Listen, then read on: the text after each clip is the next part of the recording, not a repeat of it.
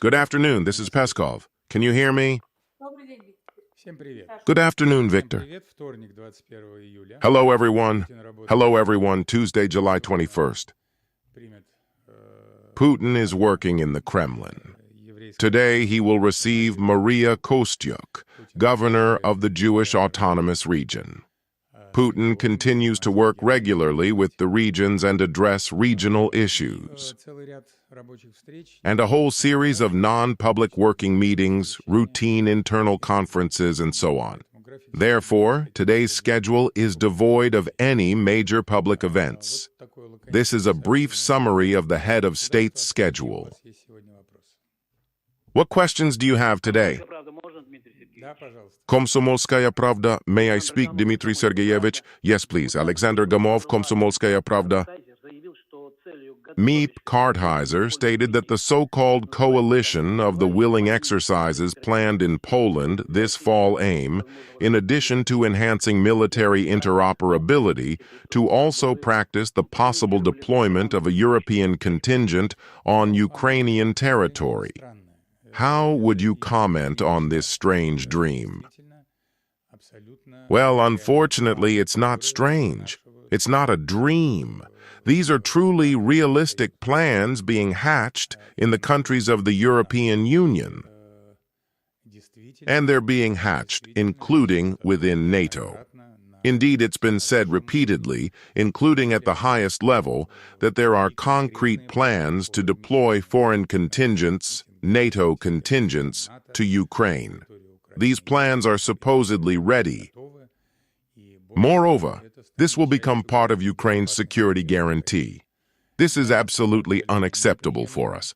We cannot allow such actions.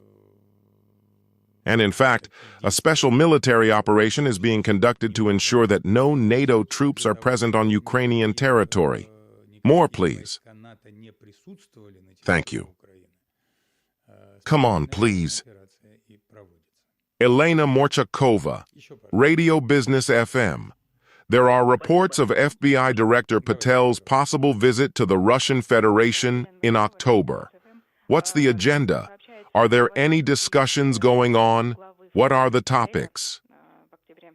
No, I have no information about that. No information at all.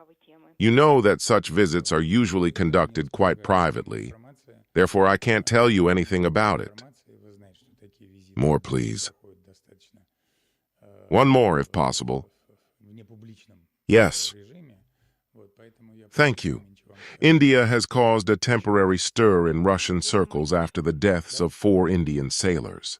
Has Russia responded?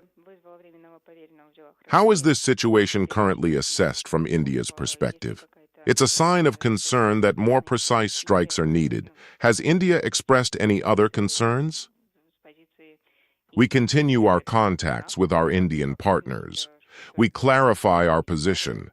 Most importantly, our armed forces have and will continue to strike vessels involved in transporting ammunition, weapons, and other supplies for the Kyiv regime.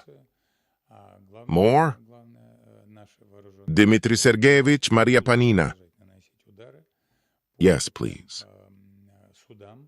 Yesterday, the new leader of the Liberal Party, Andy Burnham, took office as Prime Minister in the UK. Does the Kremlin hope for improved relations between Russia and the UK with his accession to power? No, we don't cherish such hopes. We don't have such hopes. Still? Thank you. Dmitry Sergeyevich, Reuters, please allow me. Yes, let's do it. Thank you very much. Dmitry Antonov, Reuters. Ukrainian drones struck a Wildberg warehouse.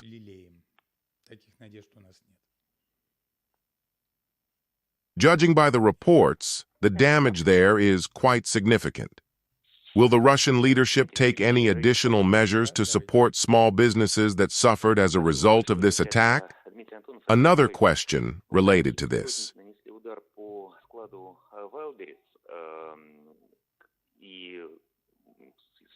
Ukraine claims that the Wildberg warehouses are used to supply goods to the Russian military.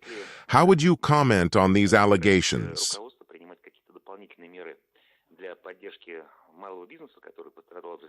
This is not true. The Kyiv regime continues to strike civilian targets. This is the terrorist essence of the Kyiv regime.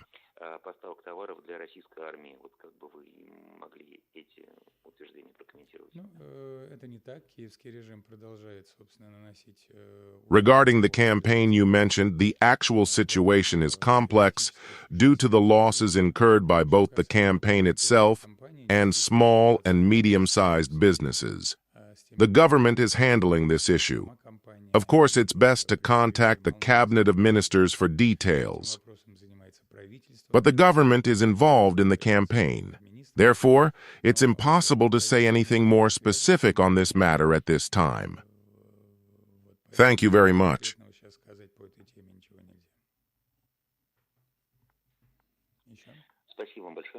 The British press reported that the Russian frigate Neustrashimy conducted a live-fire exercise in international waters off the coast of Plymouth, southwest England. It was the first day of the new Prime Minister Burnham.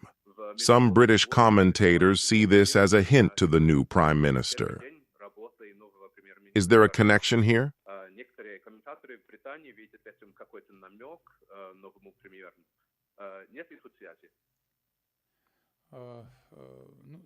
Look, all exercises, all actions of our warships are carried out in strict compliance with international law and the law of the sea. Therefore, there's no need to read any hints here. In turn, of course, one of the first acts of the new British Prime Minister was to declare unconditional support for Ukraine, and accordingly, the UK's intention to continue doing everything possible to continue the war. This is a fact that we certainly acknowledge. Anything else?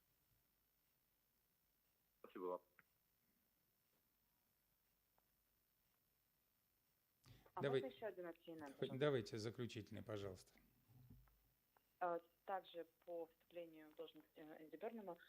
One final question, please.